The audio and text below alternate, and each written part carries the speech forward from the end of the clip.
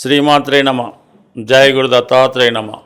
ఈ వీడియోలో మనం ధనుస్సు రాశి వారికి జూలై 16 నుంచి 31 మధ్యలో జరగబోయే పక్ష ఫలితాలు పరిశీలిద్దాం. ధనుస్సు రాశి వారికి ఈ వార ప్రారంభం నుంచి కూడా చాలా వరకు విజయ అవకాశాలు రావడం జరుగుతూ ఉంటుంది. ముఖ్యంగా వృత్తి మారాలనే మీ ఆలోచన ఈ సమయంలో నెరవేరే అవకాశం ఉంది.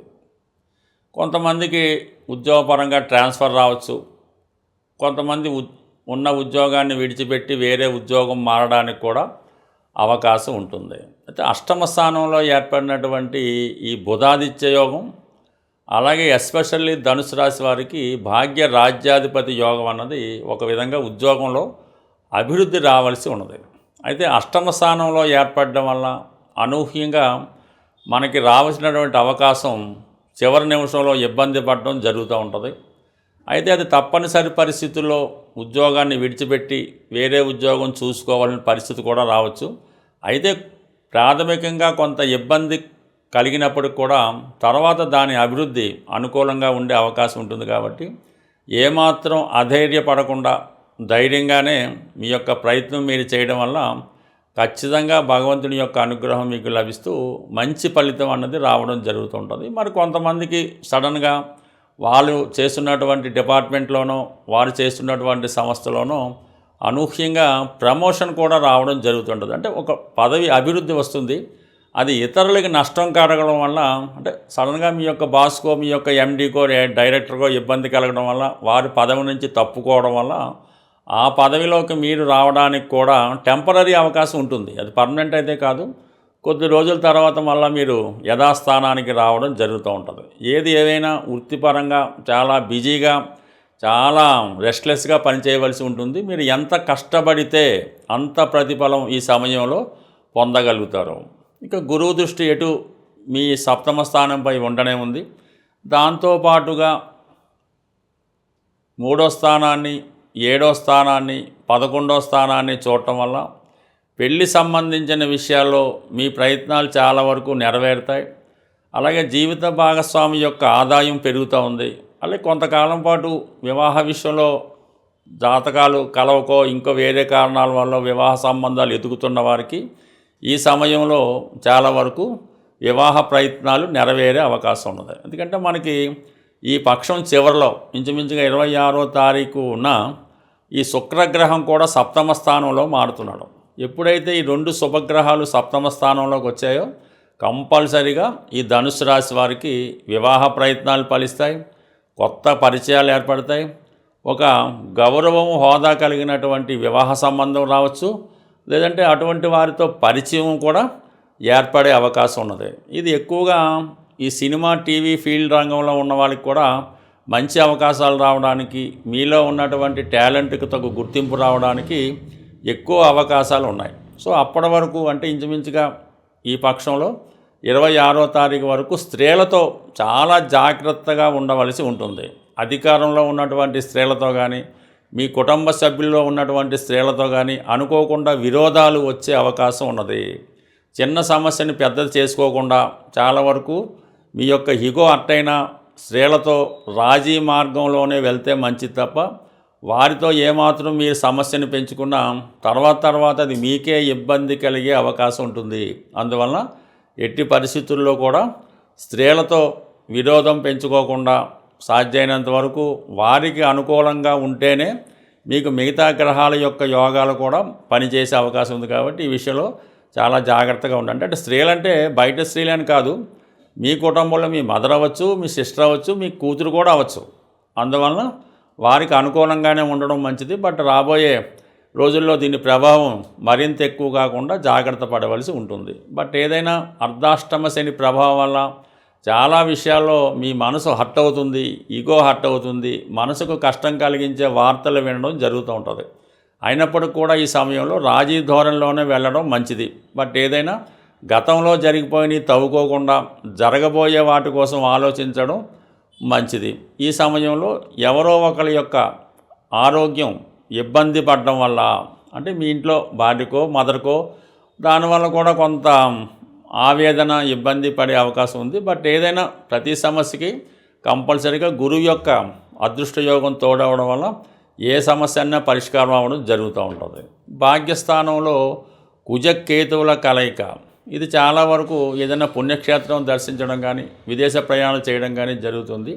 అలాగే సంతానం యొక్క అభివృద్ధి కొంతవరకు ఇబ్బంది పడే అవకాశం ఉంది. అంటే వారు ఏ ప్రయత్నం చేసినా అవి ముందుకెళ్లకుండా 1-2 సార్లు ప్రయత్నం చేయవలసి ఉంటుంది. అంటే ఇంచుమించుగా మనకి పంచమాధిపతి కుజుడు భాగ్యస్థానంలో ఉన్నప్పుడు పెద్ద పెద్ద అవకాశాలు వస్తుంటాయి, గొప్ప వాటి కోసం ప్రయత్నం చేస్తూ ఉంటారు. అయితే అక్కడ కేతువు వల్ల ఆ పని ముందుకెళ్లకుండా ఆగిపోవడం జరుగుతూ ఉంటుంది. ఇదంతా కూడా మీకు జూలై 28 వరకు ఉంటుంది. జూలై 28 తర్వాత కంపల్సరీగా వృత్తిలో అనుకూలంగా మార్పులు రావడం కానీ, మీరు కూడా చాలా స్ట్రిక్ట్గా చాలా పర్ఫెక్ట్గా వర్క్ చేయడం జరుగుతూ ఉంటుంది.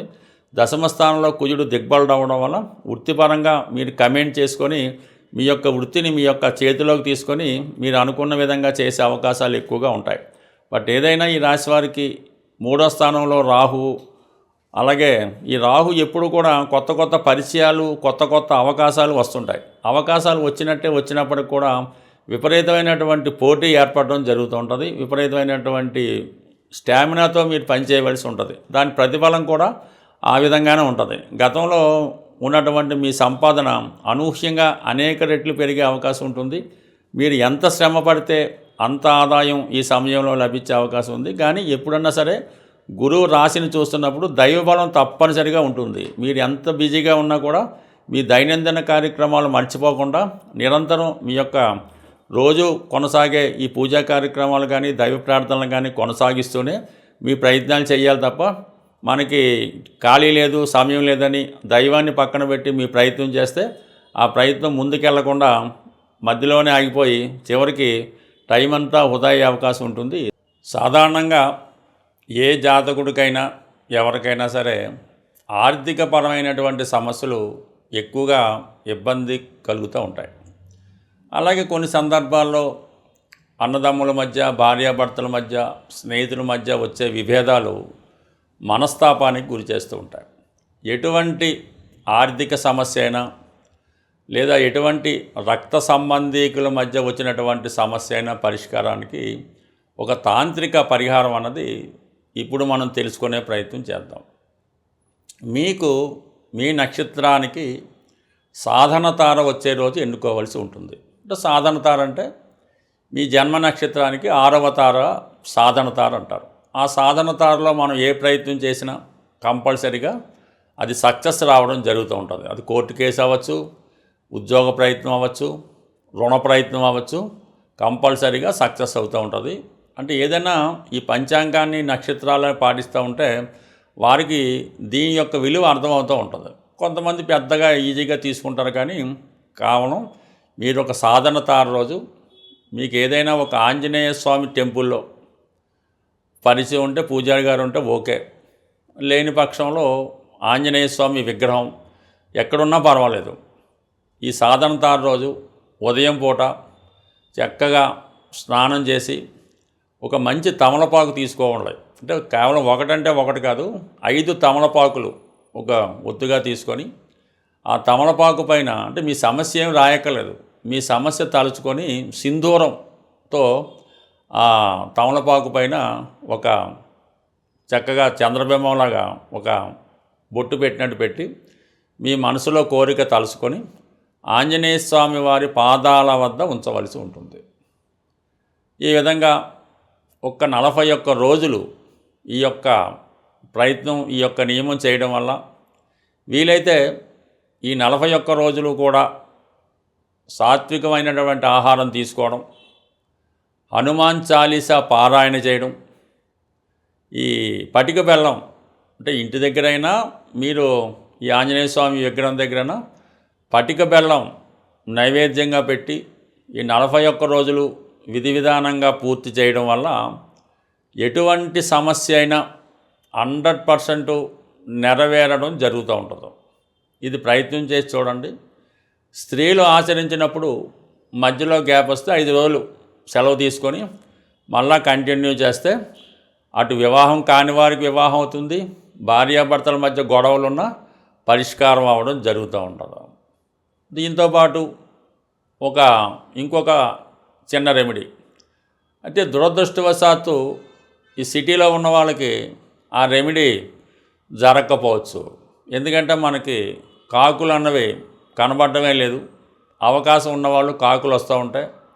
మీకు ఏ సమస్య అయినా అవటం లేదు, ఇబ్బంది పడుతుంది, అప్పు దొరకడం లేదు, ఏది ఈతి బాధలు ఉన్నా, ఇంట్లో సమస్య ఉన్నా, మీరు భోజనానికి ముందు అంటే మీరు మధ్యాహ్నం భోజనానికి కూర్చునే ముందు మీ యొక్క అంతా విస్తరి అంతా వడ్డించిన తర్వాత కొద్దిగా అన్నం ఏదో కూర కలిపి ఆ ప్రహరీ గోడ మీద ఈ కాకికి ఆహారంగా పెట్టి, అంటే కాకి వచ్చిన తర్వాత అంటే ముట్టుకున్న తర్వాత మీరు తింటే అది మీకు చాలా సక్సెస్ వస్తుంది. లేని పక్షంలో మనకంత విధి నిర్వహణ కుదరకపోవచ్చు. ఒక బెల్లం ముక్క మేము డ్యూటీకి వెళ్ళే ముందే ఆ కాకికి పెట్టడం వల్ల మనకి చాలా చాలా చాలా జటిల సమస్యలు పరిష్కారం అవడం జరుగుతుంటుంది. ఏ సమస్య అయినా ఒకరోజు పెడితే అది సరిపోదు, అది మొక్కుబడిగా చేసినా కూడా సరిపోదు. సంపూర్ణ విశ్వాసంతో చేయడం వల్ల కంపల్సరీగా మీకు ఎటువంటి సమస్య అయినా ఈ పరిష్కారం అవడం జరుగుతూ ఉంటుంది. స్వస్తి.